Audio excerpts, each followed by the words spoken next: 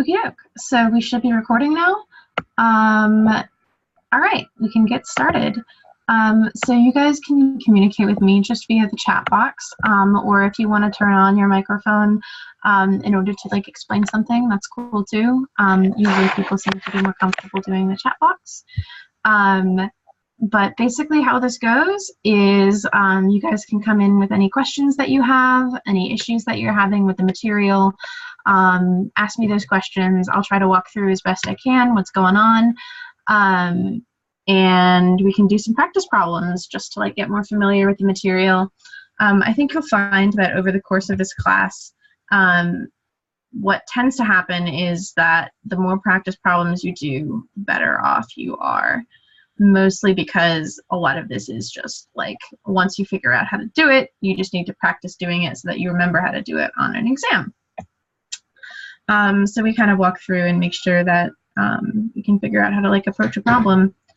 So yeah, if you have any questions along the way or want me to repeat anything or anything like that, just say so, whether in the chat box or you can use the voice channel. And yeah.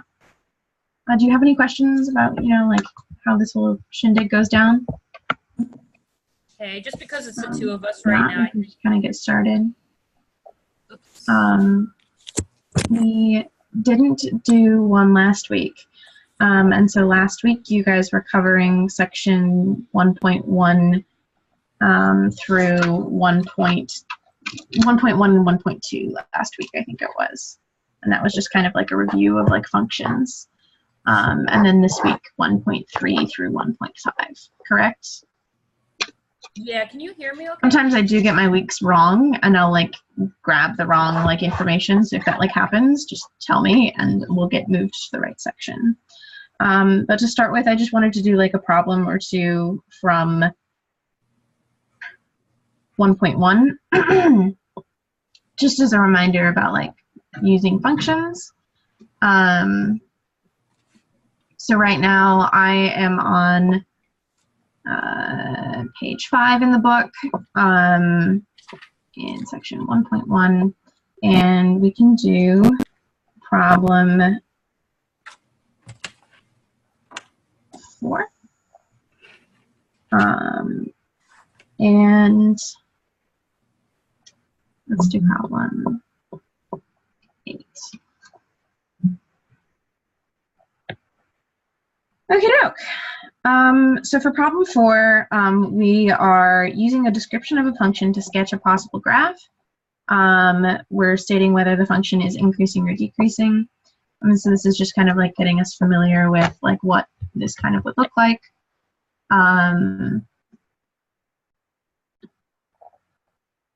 So we've got this. So the number of air conditioning units sold is a function of the temperature and goes up as the temperature goes up. So what do you think is going to be on the x-axis? Like what variable is this going to be?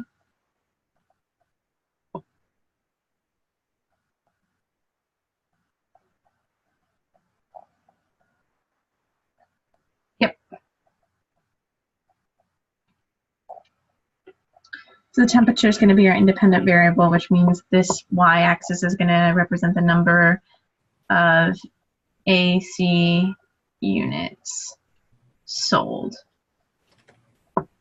And then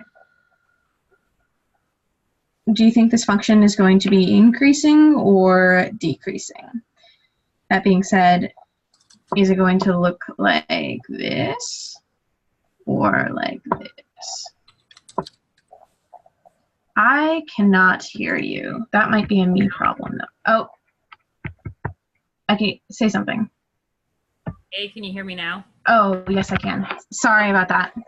No, that's okay. I just figured if there's two of us, I mean, it's easier for yeah. Or if you want me to keep typing, I can. No, it's definitely easier if you talk. Some people are just uncomfortable. Like, I'm pretty sure the voice gets translated to the recording. So some people are uncomfortable with that. But if you want to talk, be my guest. It makes things a lot easier. Well, usually in big groups, I don't want to like overtalk, so I use the chat. As the temperature increases, sales will increase. Yeah, so it's going to be the pink line. So more AC units sold when the temperature is higher. Makes sense. Okay, so for number 8, the concentration of carbon dioxide is this function that is C is equal to F of T in parts in the atmosphere in parts per million, and it's a function of years T since 1960. So interpret this statement.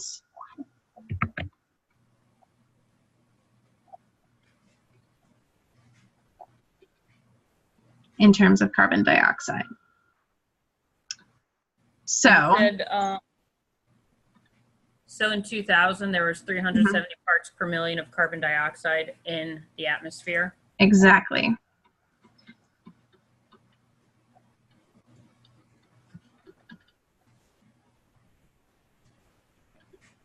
All right. And then for part B, what is the meaning of F of 50? 50 years from 1960. What's the, what is it, CO2 concentration? Yeah.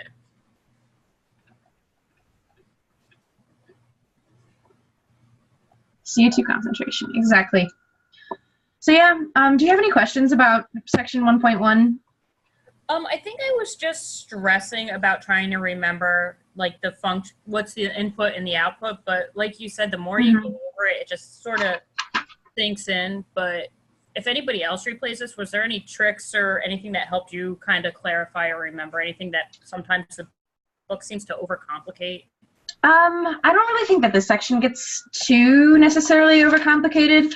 A lot of the vocab is just like if it's increasing, kind of like you can see it if it's increasing, or if it's decreasing.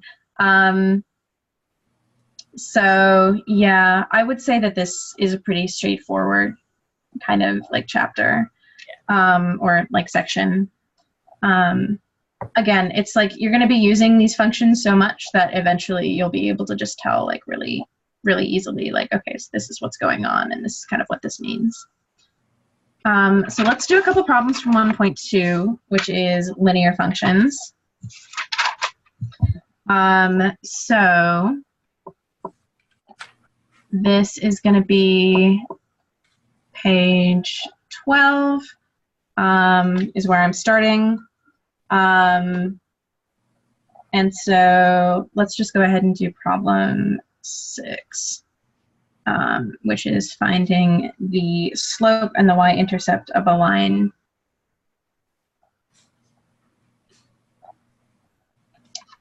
So,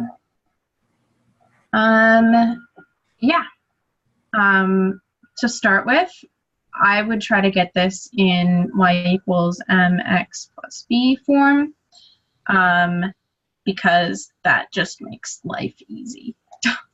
Yeah. So it's just a matter of rearranging this algebraically. So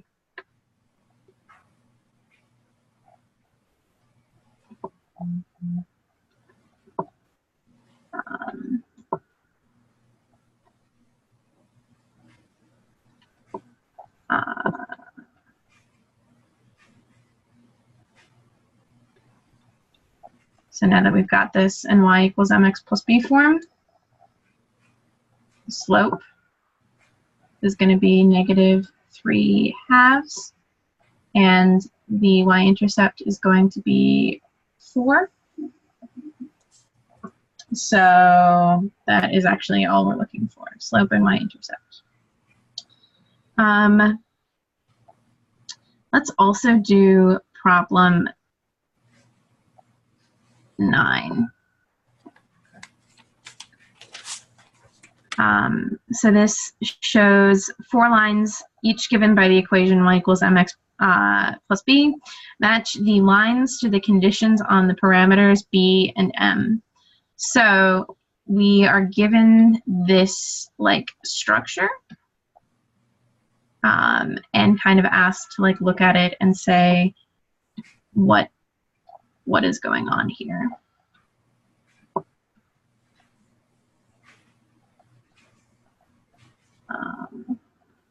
So let me draw. This is not perfect, but I think it is functional. So here are some of the lines. So for problem A, we're looking for one where M is greater than 0 and B is greater than 0. So what line do you think that would be? Slope is greater than, wait, hold on, sorry.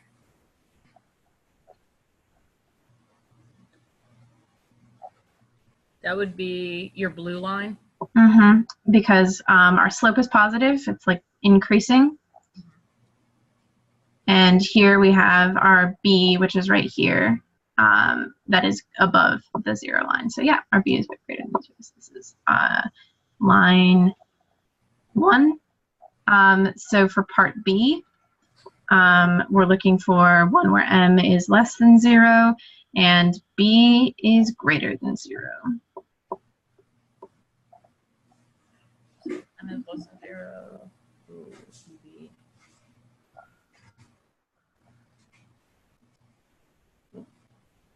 So there's a lot of like questions that will kind of approach it like this, like, can you tell like the differences between these lines? And so what I always do is I look at the first one. Mm-hmm. So this first like category here M is greater than 0, here M is less than 0.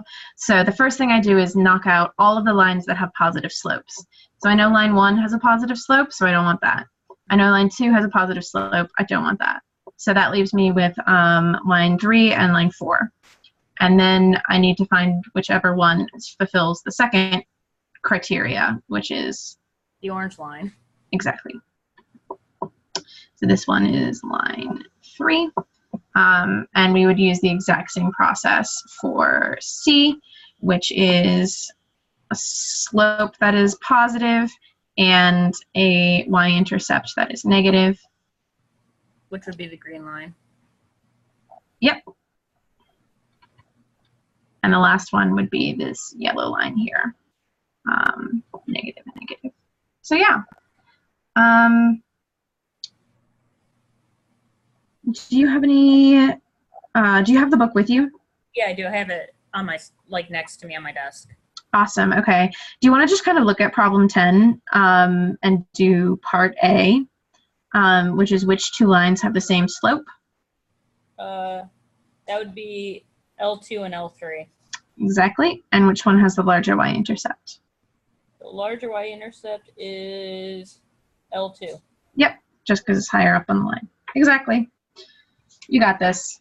Do you have any questions about this section? I'm kind of like going through these a little faster, mostly because we hit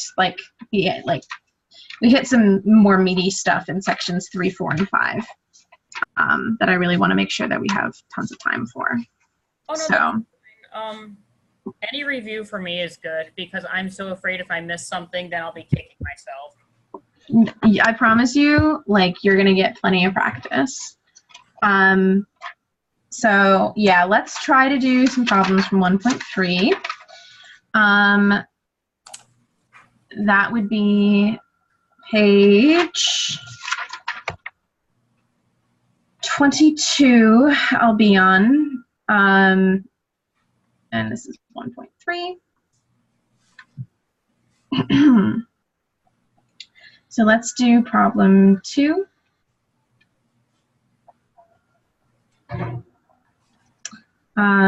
Let's do problem 7.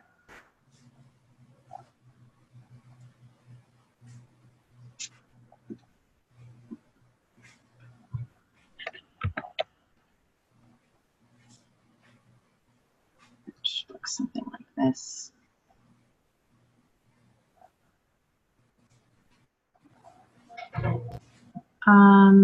And let's do, let's see. Let's do it here. All right. So for problem 2, it's asking, is this concave up or concave down? That one's concave up. Yep. The way that I tend to like remember this is that like if I like mirrored it, if there's not like a full like curve, I can like imagine like pouring like water in it, and if it like holds the water instead of the water coming down the bottom, it's like concave up because it's like capable of like holding something. That's kind of how I visualize it. That might help, it might not, but that's what I do. For problem 7, we are trying to find for which pairs of consecutive points is the function like behaving in certain ways.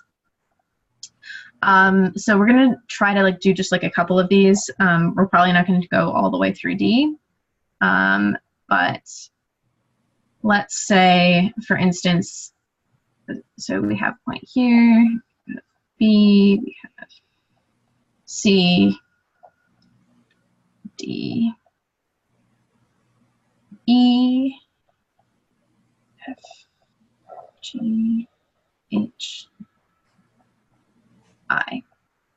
So we're looking for places where the function is both increasing and concave up.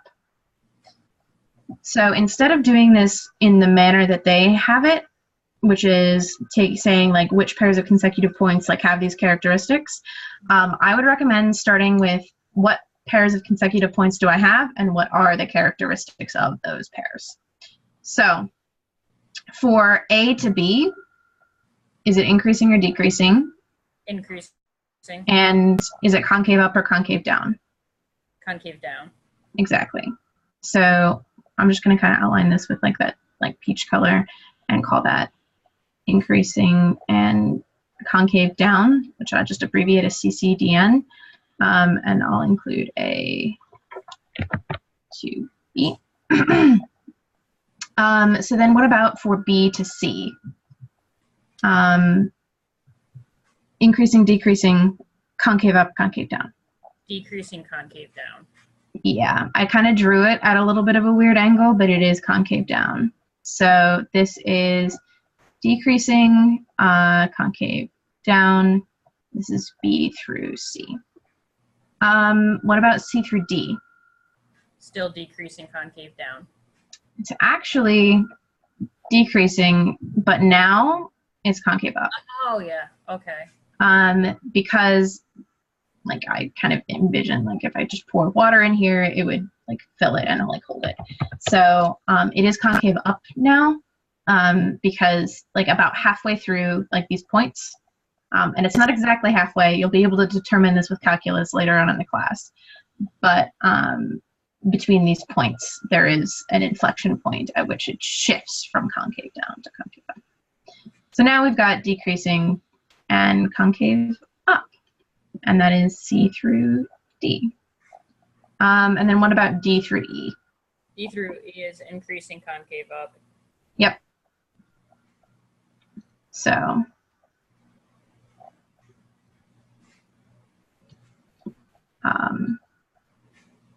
yeah, and then we could continue to do the same thing for E through I. If you want to, we can, but that's kind of how I would approach a problem like this, because I knew, like, you can tell that you're going to be using all of the points, and I feel like it's easier to break it down if you move from point to point and, like, ask yourself what's happening here and how can I understand this. So just to correct my visualization, E through F would be increasing, concave down. Yes, it would be, which would be this. All right. Yeah, I just looked at the side of the line for C through or B through D. Yep, exactly. And so that same pattern would actually be followed, because this would be decreasing concave down, and then we would have decreasing concave up, and then it's like the same, because it's the same type. It doesn't really matter like how high like the min and max is, or how high those like humps are, or like how low they go, as long as the pattern is the same, and the pattern is the same. So yeah. Yep. Okay, so for 8, find an average rate of change for f of x is equal to 2x squared between x is equal to 1 and x is equal to 3. So what does the average rate of change look like? It's the slope of the line.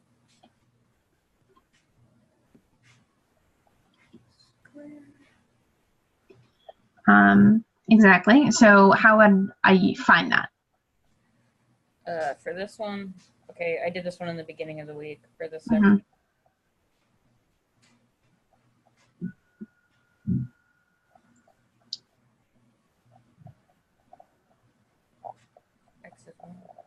So you would put in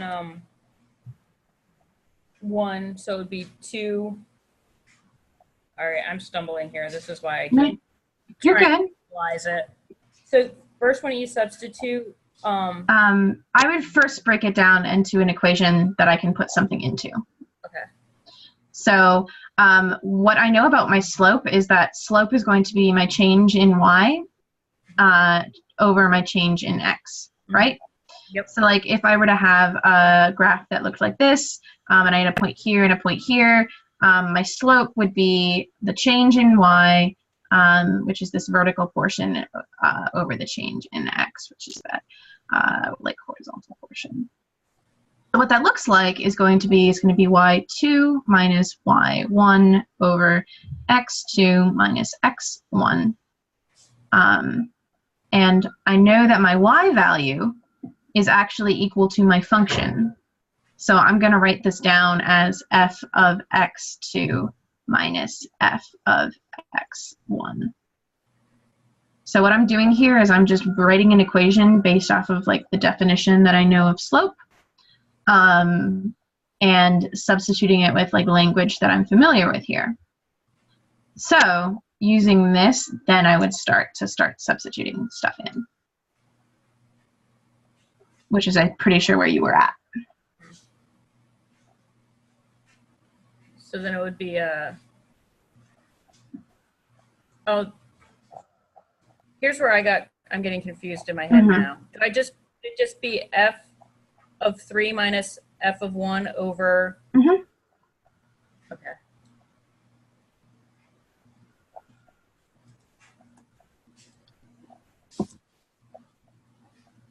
So, and then we have this function that we use to find f of 3. So f of 3 is going to be equal to 2 times 3 squared, which is 2 times 9, which is 18. And then f of 1 is equal to 2 times 1 squared, which is 2 times 1, which is 2. So this is going to turn into 18 minus 2 over 3 minus 1, which is 2. So 16 over 2, which is 8. So a lot of this like problem solving type stuff is going to be approaching it as, so I have this problem that's asking me for one thing, which in this case is asking me for the average rate of change. How can I relate that back to what I know? Sometimes if like you have like a particularly complicated problem, you can write down like, this is what I want, which is average rate of change, and this is what I know. I know the function, I know x1, and I know x2. So I can try to make an equation or think about it in terms of if average rate of change is a slope, and I know how to find slope when I have the function x1 and x2, then I can use that to find average rate of change. So kind of like working the problem backwards almost. I'm going to erase this, and we can do some different problems. Let's do, I'm on page 24 now. Let's do 16. So at time t in seconds, a particle's distance, s of t in centimeters from a point is given in the table. what is the average velocity of a particle from t equals 3 to t equals 10? So we're given this table. What we want is going to be average velocity from 3 to 10, which I can identify as my x1 and x2. And I'm given this table of these values. So we're going to kind of think about this in terms of, like, in the exact same terms that we did the other problem. But the important piece of vocabulary to pick up here is velocity, which we're here using to equal change in distance. Something that's going to pop up.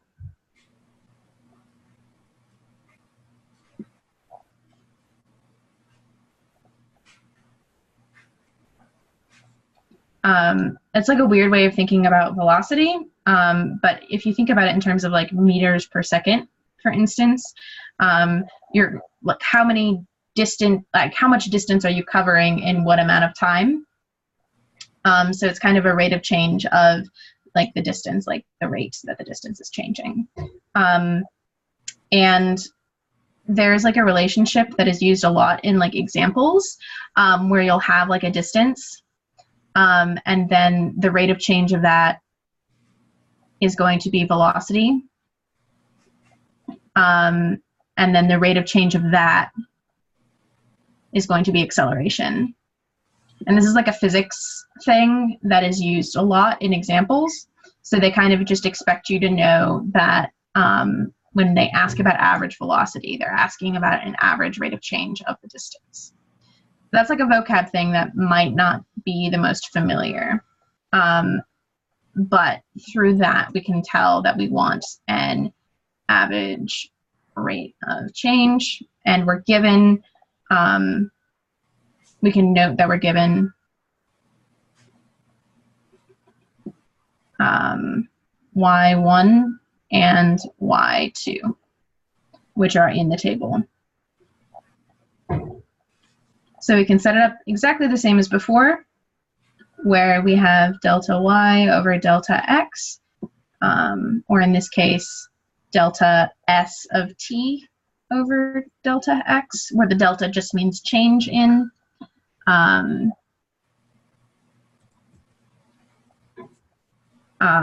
we can write it as s of x2 minus s of x1 over x2 minus x1.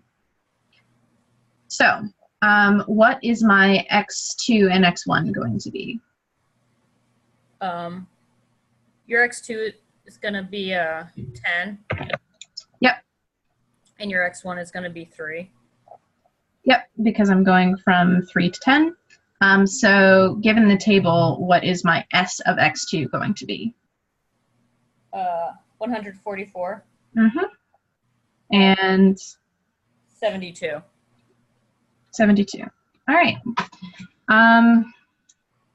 So I can put this in. This is going to be 72 over 7, which is not a whole number, but I'm just going to write the decimal point because I can. So you can leave it as a fraction, or you can say that this is 10.29. Both of these answers are correct.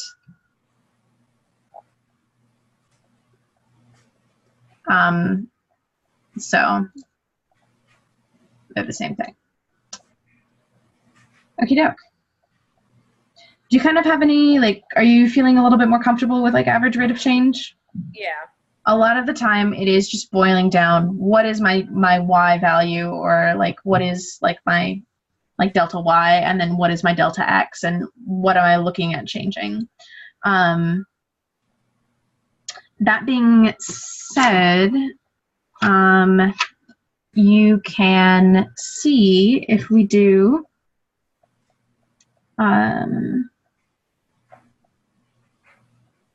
let's do problem 27. So this is on page 25. Mm-hmm.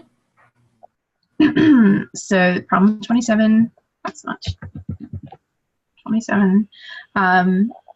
This figure shows the amount of nicotine N is equal to F of T in a person's bloodstream as a function of time, T in hours since the last cigarette. So is the average rate of change in nicotine level positive or negative? Negative. Yep, because it's going down. And find the average rate of change in the nicotine level between T is equal to 0 and T is equal to 3. So here we're like just extracting that information from a graph. And we're given something that looks like this. And I'm going to kind of exaggerate it a little bit for our purposes here. Where here is 0.4, and here is 3. And 3 is at about, what would you say that's 1.15? Yeah. So I'm just kind of sketching out like what this looks like without the full graph. But one thing to notice is that from this point to this point, what we're doing is we're looking at the change in Y over the change in X, which is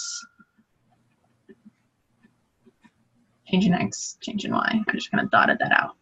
It's this line. And it is going to end up being N of 3, or N of 3 minus N of 1 over 3 minus 1, which is going to be equal to 0.15 minus 0.4 over 2, as we decided through these dots here. And so that is negative 0.25 over 2, so negative 0.125, something like this. So for 27B, our answer is going to be negative 0.125, and that negative sign means it's decreasing. So the kind of like way to like analyze this is that, so I have this line here. How good of a representation is it of what is actually happening? Not exactly the most precise in the world. So kind of where we're going with this class is being able to figure out what is happening on that black line and not just approximating it with the pink. Because while the pink is useful, it's not as useful as it could possibly be. And one way to like kind of look at that is if I go to 0.1 and I mark that and like this, and I draw that line, it's a lot more similar to what the black line is. It's almost on top of the black line at some points. And it's not exactly the same, but it's closer than it is to 3. So I could figure out what the slope of that is and tell you that rate of change. But I'm just kind of trying to show you that the larger the X values that you have that are a distance, the less accurate your average rate of change is probably going to be. Because, well, I mean, like, it's not that the less true to the original graph your rate of change is going to be, it is going to be the average rate of change. That, like, it is absolutely accurate as an average change over time, but it is not going to include all of the information and the nuance that the graph can provide. Does that make sense? Yeah. So, like if I see it in front of me, it totally makes sense when I'm looking at it. Like if I didn't have like the picture or an example. Yeah. So like even if I had like a graph like this, and I went from here to here, and then I drew that line, I would have an average rate of change, which is this yellow line, but I wouldn't be able to tell all of this nuance that's happening and all of that junk in the middle.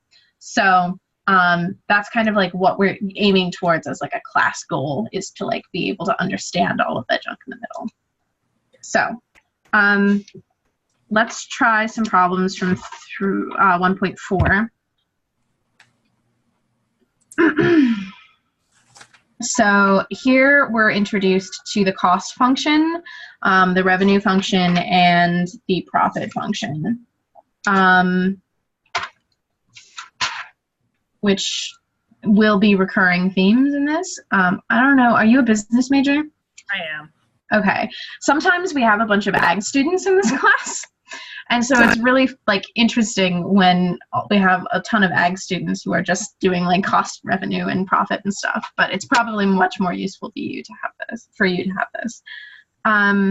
Okay, so let's start on page 35 in section 1.4, and let's start with problem 2. Where we're given a graph that I'm not going to try to sketch out,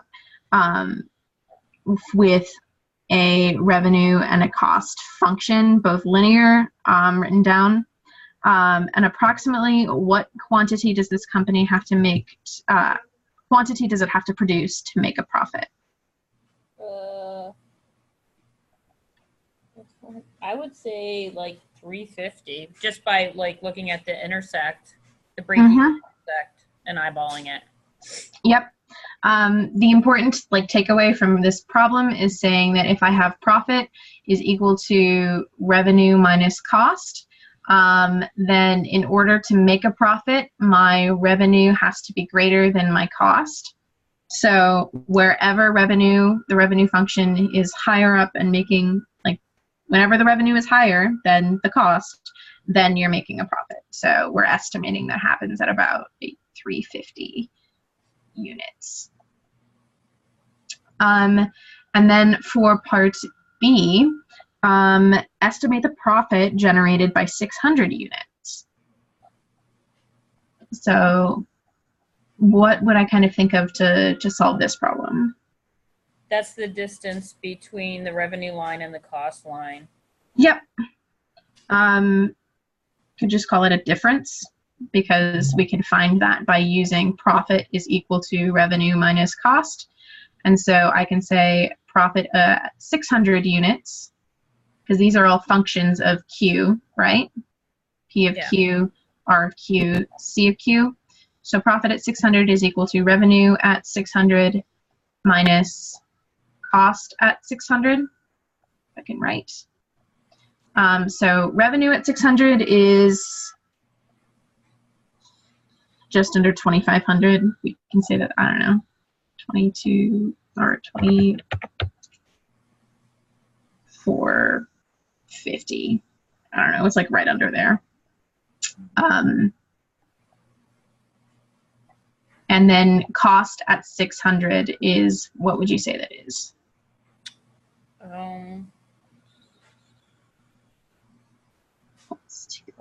600 is 1750? Yeah. Sorry. No, that's good. It's just, these are like estimation games. Mm-hmm. And honestly, as long as you're like in a ballpark, you can probably like figure out what's going on. So then we would just subtract them to find the profit at the profit at 600. So the profit would be equal to 2450 minus 1750, which is equal to 700. So yeah, there's a profit. And yeah, as you said, it's the distance between the revenue line and the cost line. So bingo. Let's do problem 4. Okay. So this is a little bit more like introduction of maybe some vocabulary. In that we have this table and are asked to determine what the fixed costs are and the marginal costs are, and find a formula for the cost function. So, what do you think the fixed costs are? 5,000. Okay. And what about marginal costs? What is the definition they gave in this section for marginal cost? Oh, let me look. It's on page 31.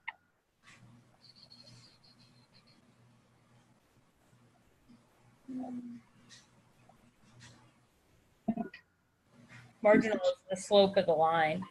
Yep. So,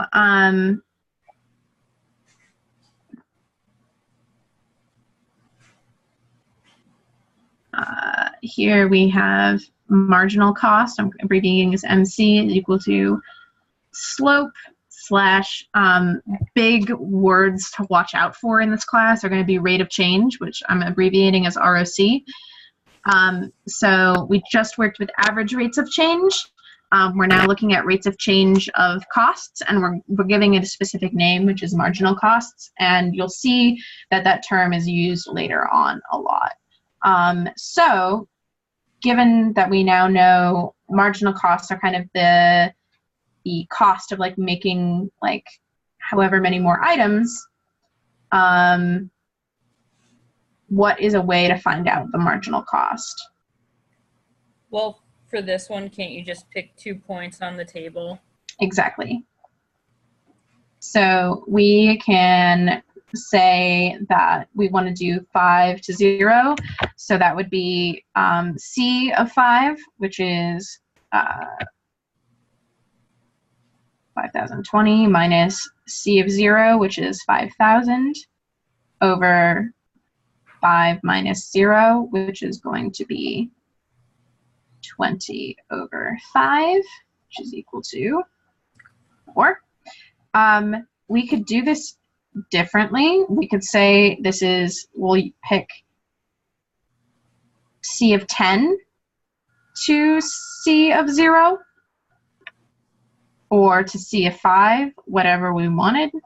The point is that it would all pop out to be the same number. And the reason is because this is increasing linearly.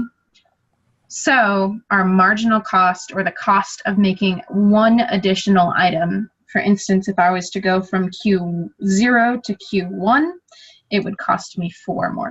So our marginal cost is going to be equal to 4. So let's make a formula that allows us to use this information. What type of, like, what is this going to look like? The formula? Mm-hmm. Y equals mx plus b? Yep. We're not going to use Y. We're going to use C because we can. And we're going to use Q because we're looking at like quantity, and that's just kind of the notation that they gave us in the table. But exactly. So C of Q is equal to our slope. And our slope, as we said earlier, is going to be our marginal cost.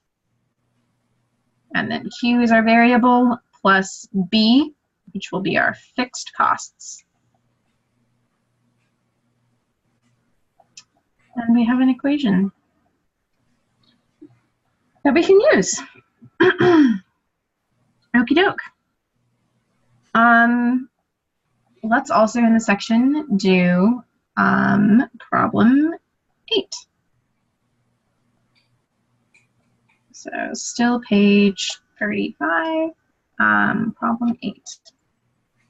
A company has cost and revenue functions in dollars given by C of Q is equal to 6,000 plus 10Q.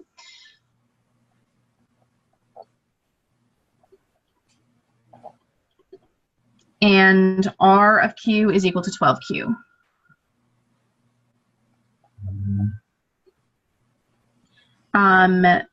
Find the cost and revenue if the company produces 500 units. Does the company make a profit? What about 5,000 units? So for part A, how are we going to start doing this? Hold on one second.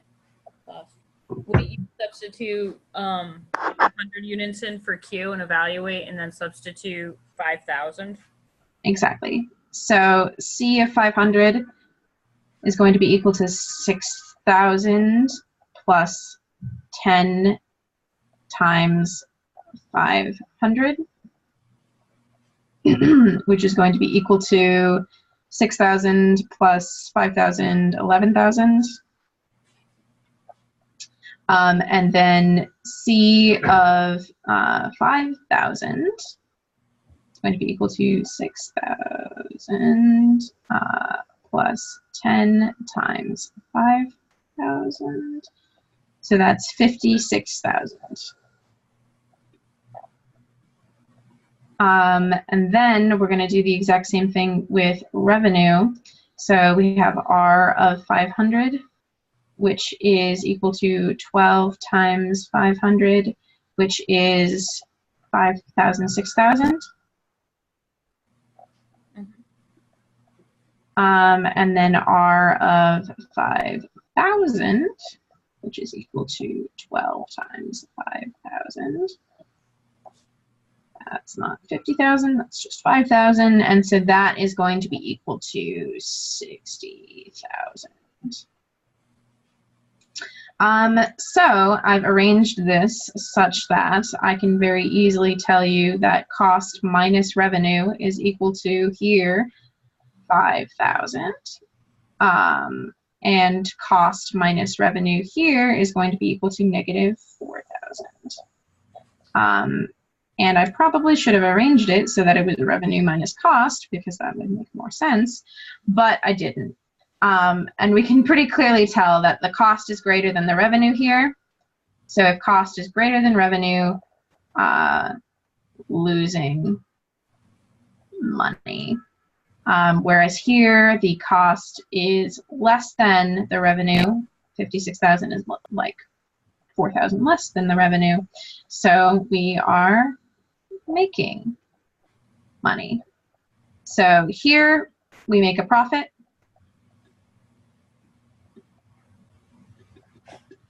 And here we do not.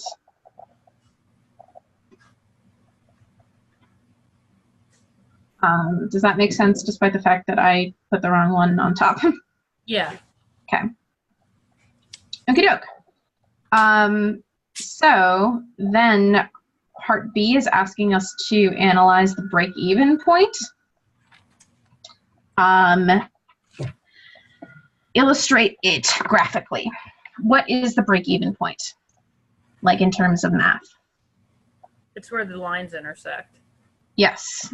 So when I draw it, it Would will it be C of Q equals R of Q? Yes. So C is going to start up high and have a smaller slope. And then R is going to start with a y-intercept of 0, but have a higher slope. So I can say that M is equal to 12 here, and here M is equal to 10, and I kind of exaggerated it a little bit so that I could put it on my graph. But here is the break-even point where R is equal to C. How am I going to find that given what I have? Like, how am I going to find what C is equal to at that point?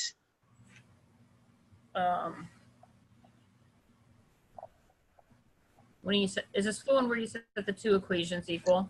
Exactly. So I can say that 6,000 plus 10Q is going to be equal to 12Q. I'll subtract 10Q. And I'll get 6,000 is equal to 2Q. Divide both sides by 2. And Q is equal to 3,000. So anytime before 3,000, if I make less than 3,000 units, I'm losing money. If I make more than 3,000 units, I'm making money. And if we're doing something industrial, obviously, like the goal is to have, like, you want to minimize your fixed costs, but you want to be making and selling enough units that you overcome the cost of the fixed cost and are able to make that profit. So usually that's just by making more. But as you'll see, we can get pretty nuanced later on, depending on what the function looks like. So we have done this. We can move on perhaps to section 1.5 to talk about everyone's, oh, this is just exponentials. I thought we were doing periodic. Oh, that's 1.10. I am sections off. Oof. Okay. So we get to talk about exponentials, which is great. I love this. And you are spared another week until everyone's the notorious favorite section, which is 1.10, which is the periodic functions. Everyone seems to hate that with a fiery passion. Logarithm and stuff. No, that's the sine functions and cosine functions. Yep, see already. But it's not that bad, especially in this class. You don't need to be responsible for like all of trig per se, but So here's a question to yes. brush up on the basics. Do you have any sort of suggestions, or do they still kind of give like the quick review of the basics just to knock the dust off, for lack of better terms?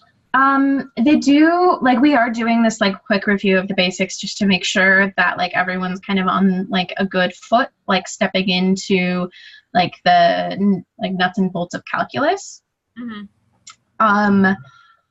So that's kind of like where we're at in the class right now.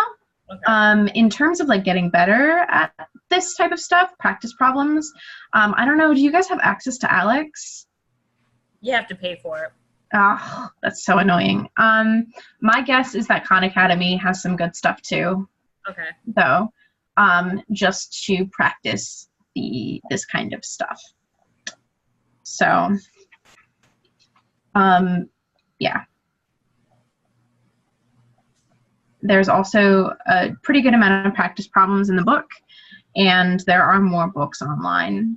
So, like, if you try to like find like practice exponential functions type of thing, you'll be able to pick that kind of stuff up. And yeah, we'll be using this for the rest of the semester. For the trig stuff only, we will be using them in terms of calculus, but not really in terms of trig. So while we get you familiar with it, we're not going to be doing like legitimate like trig stuff. Okay. But for the rest of this, we are going to be using like exponents and logarithms. We'll be using that frequently. So it's really good to familiarize yourself with these rules now so that later on you're not scrambling. Okay. Yeah, because I'm doing really well. Like, I'm probably overstressing, so I'd like to harder, not harder. So pretty much focus on exponents and logarithms. Yeah, exponents and logarithms are a big thing that we're gonna have to work with. Okay, so let's talk about that. Let's start with problem 2. So we're given each of the following functions. It gives the amount of substance present at time t. It could be, I don't know, like drugs in your system. Like if you're in a hospital and they give you a certain dose at time 0, how does the drug affect? Something could be like growing exponentially, et cetera, et cetera. It just says, generally speaking, we have something that is responding to time. State whether the function represents exponential growth or decay, and then give the percent growth or decay rate. So we have 4 different ones that we're going to do this with. And we're going to be trying to get ourselves familiar with this form of exponential function, as well as I'm trying to look ahead a little bit to see what section we bring this in. We're probably going to bring it in 1.6. We'll start talking about E, and then exponential growth and decay will bring in the other form. But this is kind of like a intro to exponential stuff. So we don't need to worry about E right now. Oh, we do need to worry about E. I should have just looked at the other page. E pops up. E is important. We'll talk about that.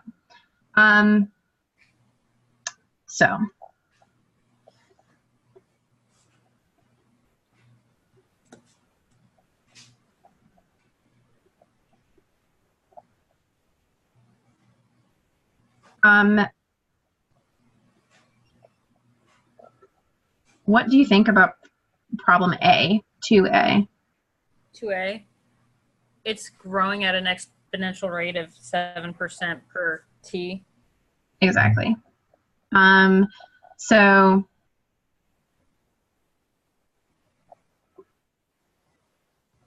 you know why 7%? It's because the growth is because it's greater than 1, and it's 7% because you just move it's the percentage rule. I can do it in my head.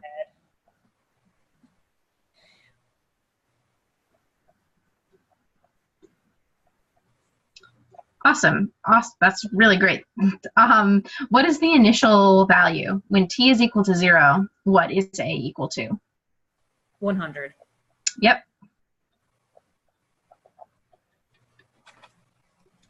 All right. So what about for this one? B is still growing exponentially at 5.4% per unit t, and the initial value is 5.3.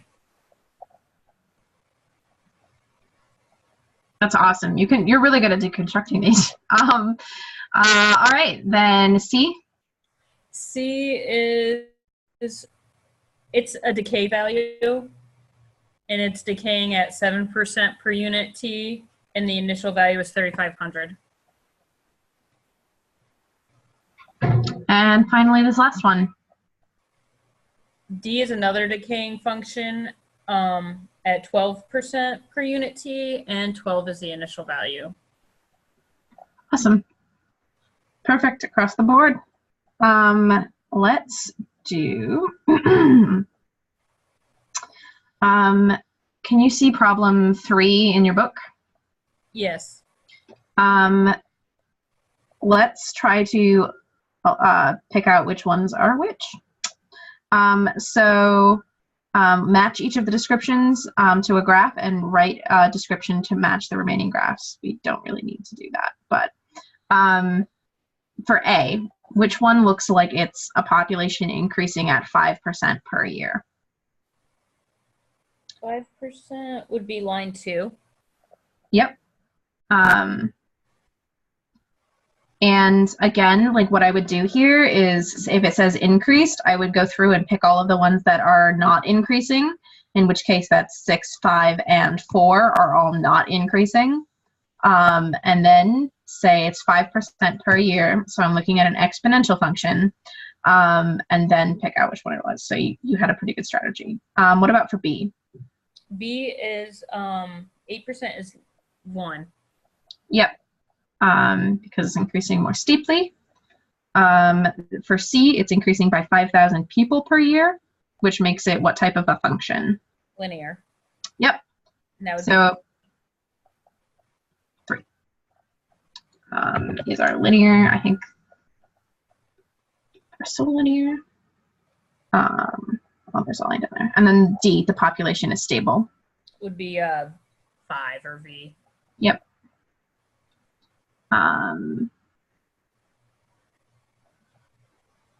No change in the Y value. So no change in population, which is our Y-axis. And then for the other two, 4 is decreasing exponentially, and 6 is decreasing linearly. Awesome. Okay. Let's do problem.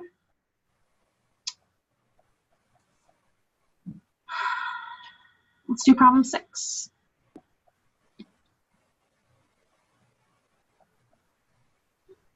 All right. So we have the gross domestic product, which is the function g of t of Switzerland, which was $310 billion in 2007. So give the formula for G in billions of dollars, T years after 2007, given the following conditions. So A, we're going to be increasing at 3% per year. And then B, we're going to be looking at an increase of $8 billion per year. So what is this function going to look like? For A, it's going to be curved up. And then for B, it's going to be linear increasing. So it's going to be a concave up or increasing. This exponential is going to be concave up. And then this one is just going to be chop. Or rather, we're starting from a point, so it'll be something like that. And this also belongs at 310. So what is this equation going to be? Great. Yep. First, if you remember back to the ones that you had deconstructed before, you had something that looked like A is equal to 12 times 0.88 to the t. So you had different parts here. You had your first term, that was A of t. You had this, which is A of 0. You had this, which is telling you growth or decay, and then by how much, and then you had your t up here. So if we reconstruct it in exactly the same way, we should get a pretty good answer. All right. Oops, hold on.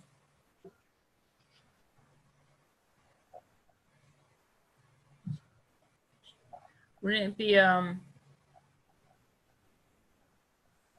just writing it out. Hold on so I can say There it. you go.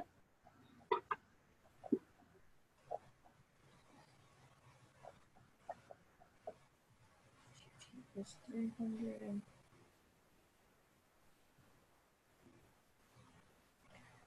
Would it be a G of t equals 300 times 1.03 to the t? Or is it 310? Sorry. It's 310, but yeah, exactly. Because here it tells us we have a 3% growth rate. Here is our initial value, and here's how it's changing with respect to time. So exactly, that's what it looks like. What about this one? Great. G of t equals, that's 8 billion per year. So you have the initial, which would be 310. Wouldn't that just be plus 8 billion T? Yep. So it's in billions of dollars, or at least that's how I wrote it, because I didn't want to write out all those zeros. So G of t is going to be equal to our B value, which is our y-intercept, which is going to be 310. So our G naught, our G of 0, et cetera, plus $8 billion per year, which means it's growing linearly, and our slope here is going to be 8. So yeah. Usually these sessions go about an hour. Do you have any more questions about this type of material? You've actually helped a lot. I think the one question I had, if you give me a quick second. Oh, for sure. I think it was a mistake in the book in the answer, but obviously it could have been me. Let me just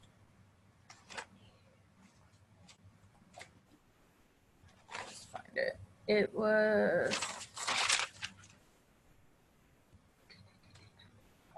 one question I have more. Let me see what section it is. Hold on. It's section 1.3, number 27. Okay.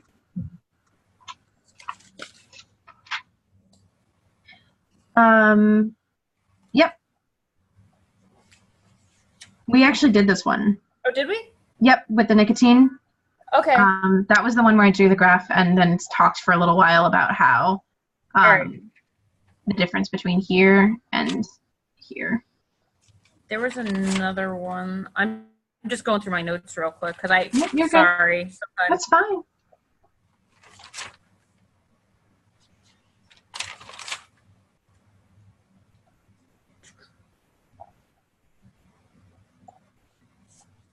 I could have sworn there was one I thought maybe was a typo. Oh, section 1.5, I think it's 23. Okay.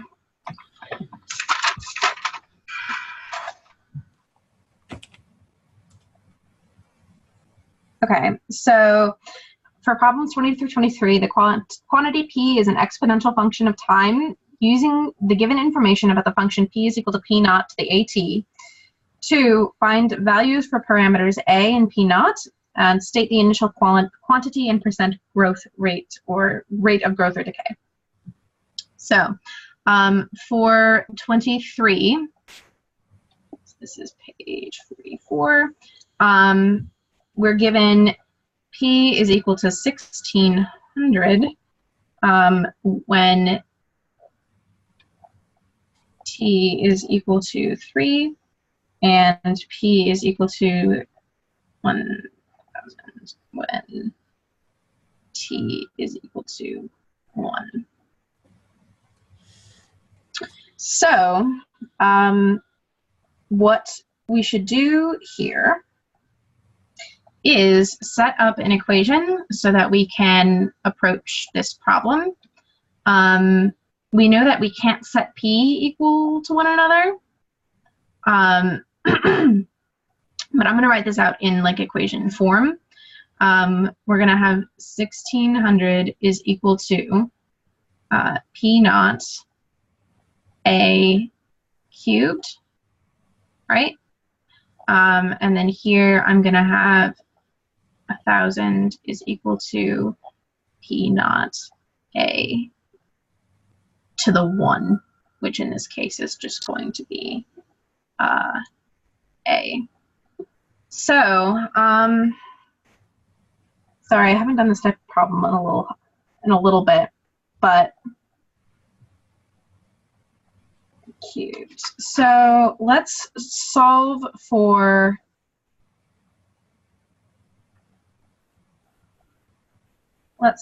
a.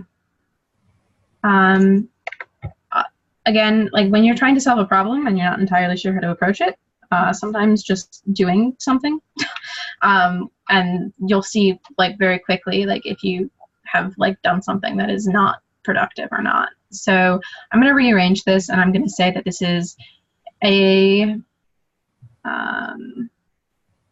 or rather if I put this in as p naught is equal to 1600 a to the negative 3, and this is p naught is equal to 1000 a to the negative 1. I've put this in terms of p naught.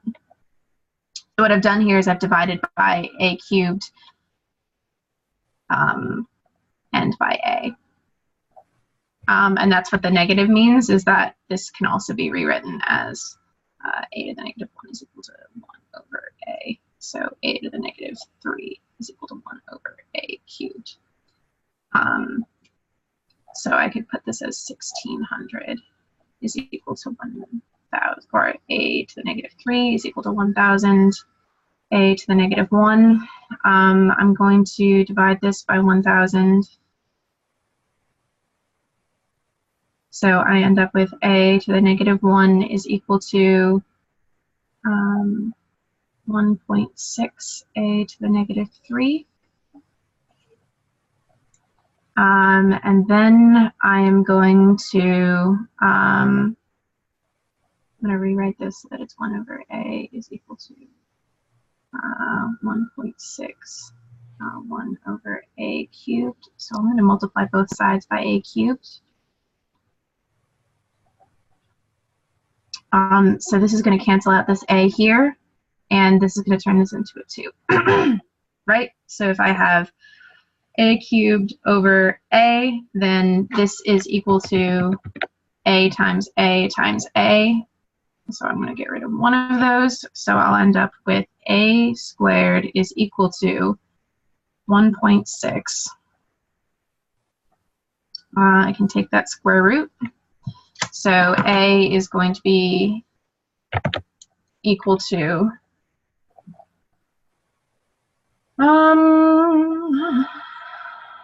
this is 1.265.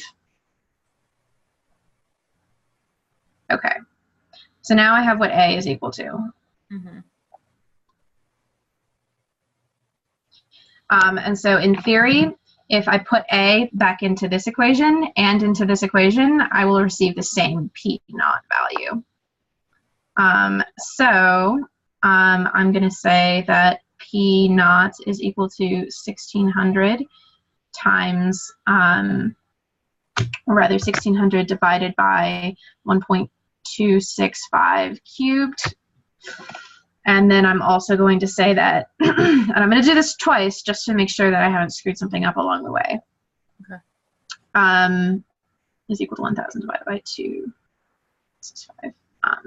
If you have a calculator, and which you won't on the exams, but like you will when you're working on these types of problems. So on the exam, what would be the like? You wouldn't be given a problem like this that requires a calculator. So this is going to be over 2.0243. So this is 790.4, and this is 790.5. Okay, so if you look at, and this is where I thought it was because that's what I got. But when I checked my answer in the book, it's like 726 or something.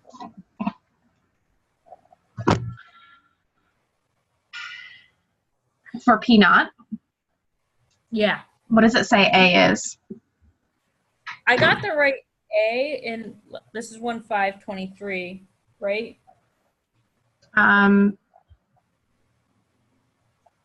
I got A as 1.265. Yeah, and I got that, and then. So this is 126, the book says? But sorry. If you look at P naught, they have a different answer, and I don't know how. Yeah. What we can do to test this out is to put it in the equation. So this is number 23. Sorry, I'm looking it up. It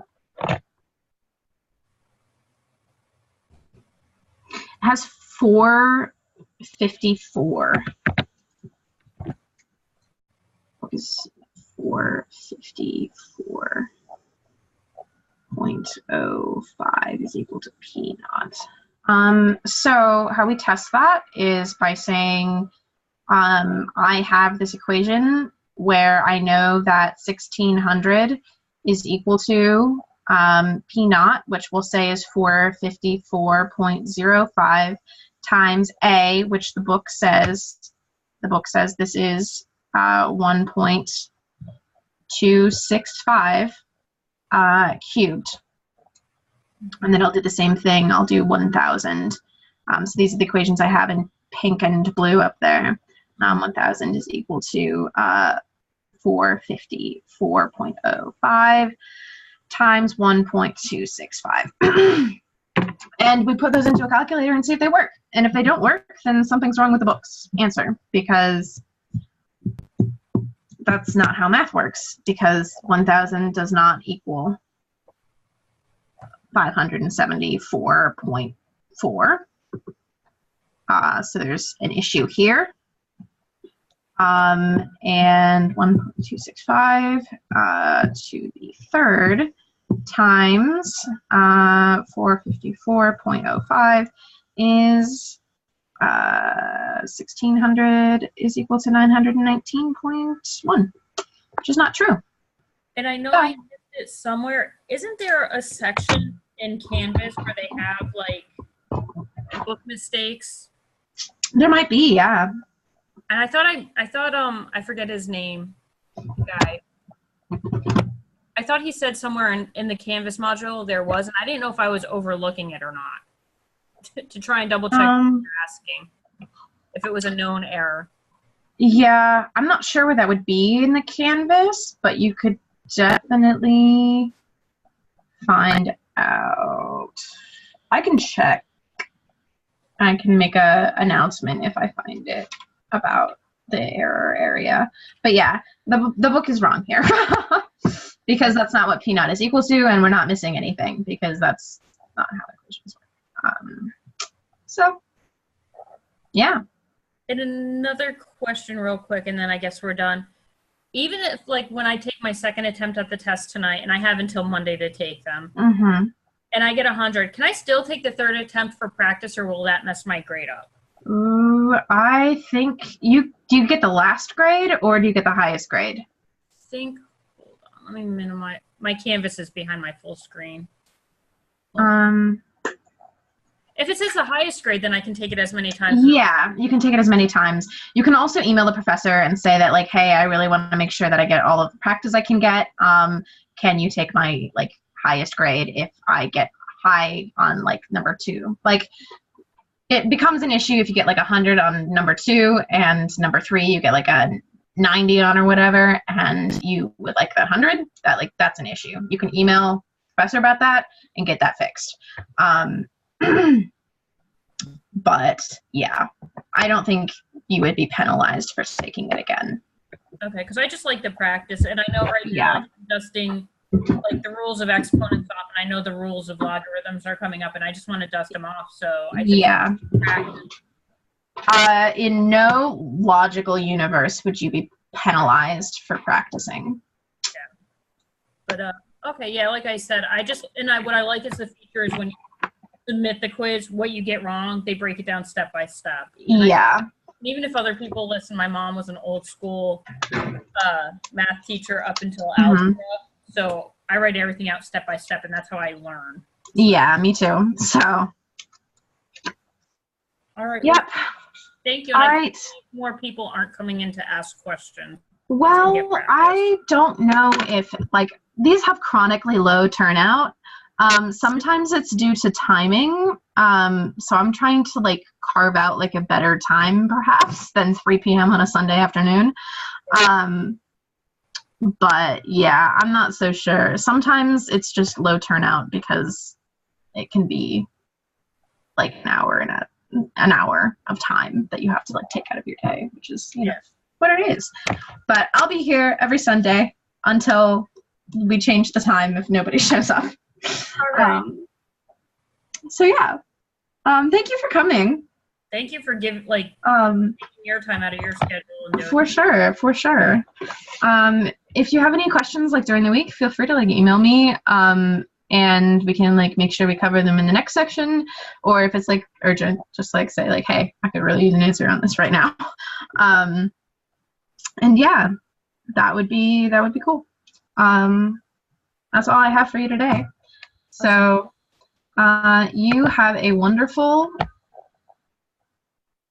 week.